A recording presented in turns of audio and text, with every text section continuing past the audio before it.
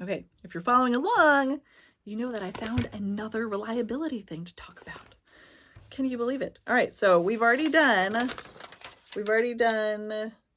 internal reliability, test, retest reliability. Let's talk about the mask too. They talked about stability, but we didn't worry about that. And then they talked about validity. And I was like, validity, validity, validity. And then it says, finally, inter-rater consistency. And I was like, that's not validity. Consistency, that's reliability. Inter-rater consistency or reliability in identifying anxiety symptoms was examined as construct evidence of validity. Ah, crap. Sorry, guys. I didn't read the whole sentence. All right, well, let's break this down. Come on the journey with me. Let's see if we can figure this out. Okay.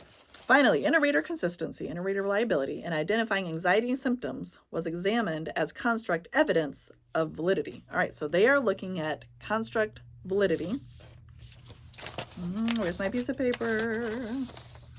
Construct. So now we are directly talking about construct validity, and they're backing it up by saying we're comparing parent report and child report. And if these line up, inter-rater reliability, if these correlate, right? So as the parent says one thing, the kid also says one thing. If they positively correlate, then that means that our construct is doing a good job of measuring what it's trying to do because both parent and child are responding in the same way. Okay, so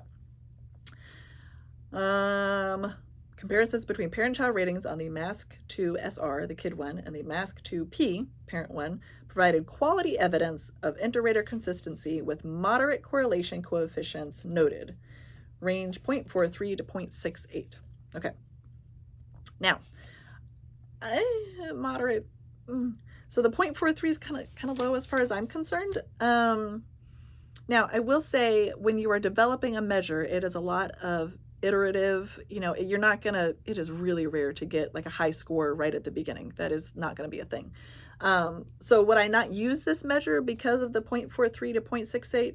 No, I would still use it. But when you're talking about, do I think this is actually getting at what I want it to get at? Somewhat. Like we're getting there, but it's not perfect. And if I was, as a counselor, if I was administering this instrument and I know that the parent and child reports correlate half the time, right? So it's not a strong correlation. I would be like, I'm going to take this into consideration, the parent report and the child report, and maybe we have some conversations about why the reporting was different, things that didn't line up. Let's talk about why that might be, because now I know that this is a potential issue for this measure. They say moderate correlation. I feel like they're being a little generous there as far as I'm concerned. But they give us numbers, right? So they have told us that construct evidence of validity is 0.43 to 0.68. If I was filling this out, which I will be, I would put that number first, because that's our big box that we're looking for. We are looking for construct validity, and that is how they have evaluated it. And so I would put construct validity. Again, I'm trying not to give like all the answers. I would start with the construct validity and write that up however you want to write it up. Either with the descriptors, poor, moderate, whatever, or with the numbers, or both. And then I would talk about the convergent validity or the discriminant validity. I would do those two next. 3 kinds of validity. Yes. Okay. And they didn't give us inter-rater reliability. They didn't give us any numbers for that. They presented it as validity, which is really interesting. So, sorry, you can stop here or you can listen to my story, either way. When I was a grad student, we would collect data with 3-year-olds, right? Oh, this is fun. Y'all should stick around. Okay, so we had this task called the green circles task. And so we're looking to see how frustrated 3.5-year-olds get. Now, it's not an instrument, but it's a designed activity meant to be scored and evaluated and used for research purposes, used to gather data.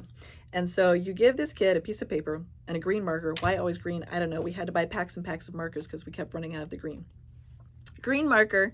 But see, if you change that variable, you change the variable. It's got to be green. Green marker, 3.5 minutes. And we tell the parent, don't say anything. The parent's in the room. Don't say anything. This is going to be frustrating. It's going to be okay. And we say, okay, now I need you to draw a circle for me, a perfect circle. I need the perfect circle. And so cute kids, they draw the little green circle and we're like, that's too big. Can you draw it again? Can you make it smaller? And they draw it smaller. And we're like, that was kind of wobbly right there. Can you try again? And for 3.5 minutes, you are telling them that their circle is not good enough. I know. This is why you have to get approval before you do research on people. It's frustrating. And some kids, they keep going. Some kids just put down the marker and stop. Some kids like get ragey and throw the marker. This is what we're looking for. Like, we're trying to see how they handle frustration because it's frustrating. It's super annoying. But on the other side of the two-way mirror, or as we're watching the video later, you have got raters who are rating the kid's response, right? So they're looking for particular behaviors or reactions, and we score it, right? And so when we're looking at inter-rater reliability, then we are looking to make sure that me, the researcher, and this other researcher over here are scoring it the same. We want to know that we are looking for the same stuff and scoring the same stuff.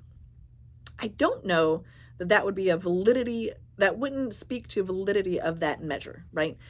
When I'm used to inter-rater reliability, it's in that context, which wouldn't speak to the validity of the measure. It would just speak to how accurate are we doing at rating the same thing, to make sure that our data is accurate regardless of who is rating it.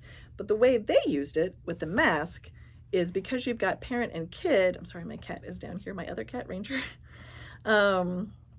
Because the parent and kid are reporting separately, you're looking to see inter-rater reliability on their reports about this particular behavior. And so they're able to use it to validate the measure itself. Sorry, I'm kind of geeking out. That's really cool. Like, it's not surprising, but because of my research background, I'm not used to seeing it that way.